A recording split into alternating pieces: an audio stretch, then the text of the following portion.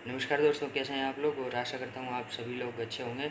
दोस्तों, आज के इस सेशन में हम पढ़ेंगे 17 मार्च 2025 से 31 मार्च 2025 तक ऑनरेबल हाई कोर्ट्स द्वारा देश के विभिन्न उच्च न्यायालयों द्वारा दिए गए कुछ जजमेंट्स के बारे में।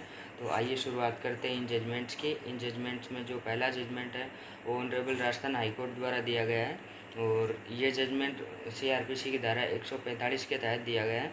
इस जजमेंट में honourable high court Rajasthan high court ने कहा है CRPC की धारा 145 के तहत कार्रवाई करने से पहले शांति भंग का ठोस सबूत होना जरूरी है। ये इस जजमेंट में ऑनरेबल हाई कोर्ट द्वारा कहा गया है। इसके बाद जो नेक्स्ट जजमेंट है, इस जजमेंट में ऑनरेबल हाई कोर्ट ने कहा है MB एक्ट से रिलेटेड ये जजमेंट है और इसमें ऑनरेबल हाई कोर्ट ने कहा है कंस्टोरियम के तहत दिया जाने वाला मुआवजा माता पिता के अलावा मृतक के भाई बहनों को भी देय है। ये भी ऑनरेबल राजस्थान हाई कोर्ट का जजमेंट है और इस जजमेंट का टाइटल है माँ साई स्कूल बनाम शांतिलाल एवं अन्य। ये ऑनरेबल राजस्थान हाई कोर्ट का जजमेंट है। इसके बाद जो नेक्स्ट जजमेंट है, इसमें ऑनरेबल इलाहाबाद हाई कोर्ट का ये जजमेंट है और इस जजमेंट में ऑनरेबल इलाहाबाद हाई कोर्ट ने कहा है मृत कर्मचारी के सेवा रिकॉर्ड में बड़ी सजा दर्ज होने पर कानूनी उत्तराधिकारी हैं वो अनुकंपा नियुक्ति के पात्र नहीं होंगे। ये ऑनरेबल इलाहाबाद हाई कोर्ट ने इस जजमेंट में कहा है।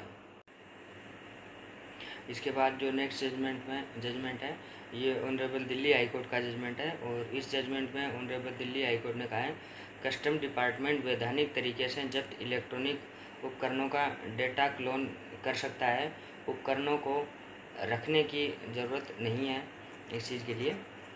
और इसके बाद जो नेक्स्ट जजमेंट है, इसमें ये MB एक्ट से रिलेटेड जजमेंट है ये और इस जजमेंट में ऑनरेबल MP हाई कोर्ट ने कहा है बीमा कंपनी न्यायाधिकरण द्वारा दिए गए मुआवजे का भुगतान करने के बाद ही वाहन के मालिक से वसूली की मांग कर सकती है। ये इस जजमेंट में ऑनरेबल MP हाई कोर्ट ने ये जजमेंट दिया है। इसके बाद जो नेक्स्ट जजमेंट है वो है MB एक्ट से रिलेटेड और आंध्र प्रदेश उच्च न्यायालय का ये जजमेंट है। इस जजमेंट में ऑनरेबल हाई कोर्ट ने कहा है मोटर वाहन दुर्घटना में पिता की मृत्यु पर बेटी अपनी वैवाहिक स्थिति की परवाह किए बिना मुआवजे की मांग कर सकती है। इस केस का टाइटल है United India insurance company limited बनाम कारुनुकलम्मा। ये इस केस का जजमेंट है। इसके बाद जो नेक्स्ट जजमेंट है, इस जजमेंट में ऑनरेबल इलाहाबाद हाई कोर्ट ने कहा है आंगनवाड़ी कार्यकर्ता पद के लिए ग्रेजुएशन या पोस्ट ग्रेजुएशन अनिवार्य नहीं है। ये इस जजमेंट में ऑनरेबल हाई कोर्ट ने कहा है।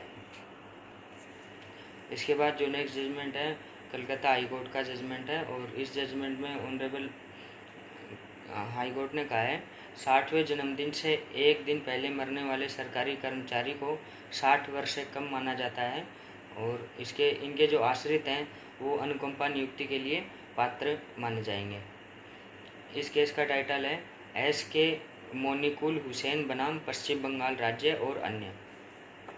ये इस जजमेंट में ऑनरेबल हाई कोर्ट ने ये जजमेंट दिया है।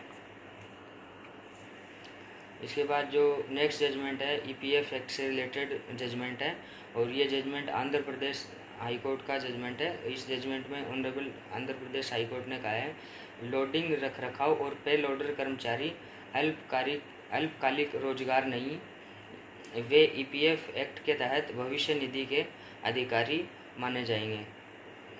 ये आंध्र प्रदेश हाई कोर्ट द्वारा ये जजमेंट दिया गया है। तो दोस्तों, ये थे ऑनरेबल हाई कोर्ट द्वारा 17 मार्च 2025 से 31 मार्च 2025 तक दिए गए कुछ जजमेंट्स। आशा करता हूँ ये जजमेंट्स आपके लिए उपयोगी रहे होंगे।